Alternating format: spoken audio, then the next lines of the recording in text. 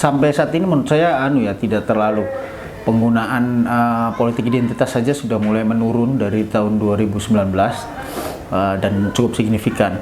Tapi kalau yang terkait radikalis, terutama ya radikalisme, tapi terkait hoax, berita-berita yang berita bohong memang masih lumayan masif.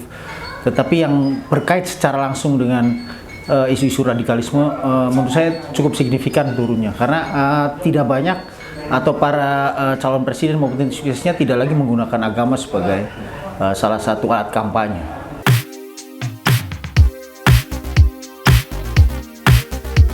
Ya tentu ya, ajakan untuk tidak memilih dan masih banyak kelompok-kelompok ekstrim dan radikalis ini menggunakan momentum isu politik pesta demokrasi dengan menggunakan media sosial sebagai alat kampanye mereka.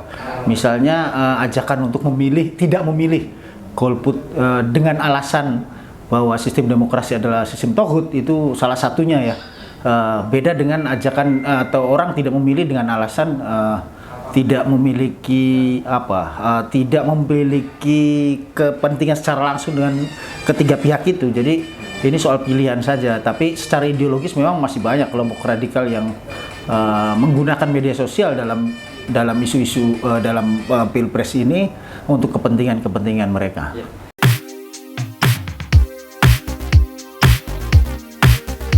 Sekarang relatif tidak terlalu masif. Kalau dulu jelas menggunakan isu-isu agama tentunya, dan saat ini penggunaan isu agama tidak terlalu digubris oleh masyarakat, oleh rakyat, karena mungkin rakyat sudah terdidik dengan baik dan informasi yang muncul juga lebih positif.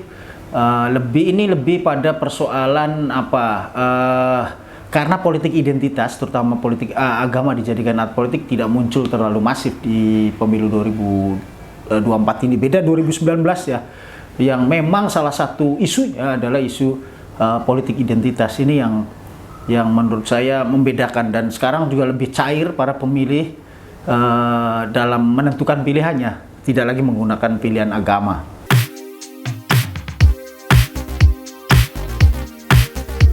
Ya, mereka pasti akan aktif, mungkin bahkan akan lebih masif kalau kelompok-kelompok Islam moderat seperti Nahdlatul Ulama dan Muhammadiyah tidak mengambil peran memposisikan diri sebagai wacana alternatif dalam isu-isu keagamaan. Jadi pilihannya tergantung dua organisasi besar ini dan kelompok-kelompok Islam moderat lain, apakah mau aktif atau tidak di media sosial. Kalau orang-orang Islam atau silent majority yang moderat ini diam saja, maka mereka yang akan mewarnai, dan kita lihat apa yang terjadi. Maka kita punya kepentingan agar semua kelompok Islam yang memiliki sensitivitas terhadap isu-isu radikal ini aktif di media sosial, agar wacana radikalisme agama di media sosial dengan sendirinya akan hilang secara pelan.